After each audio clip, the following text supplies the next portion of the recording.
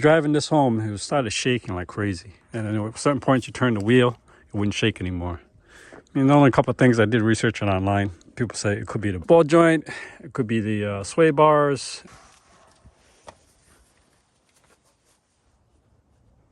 These are 17 millimeters down here.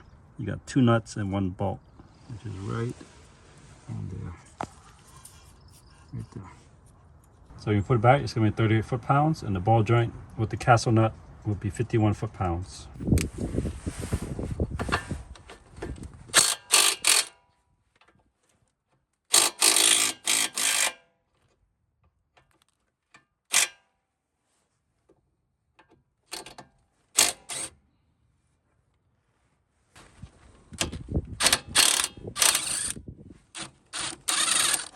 That looks like a 19 millimeter here. 80 foot-pounds.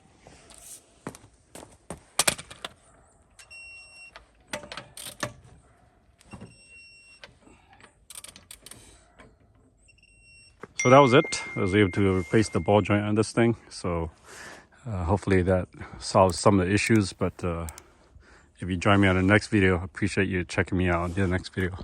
But till then, I'll see you next time.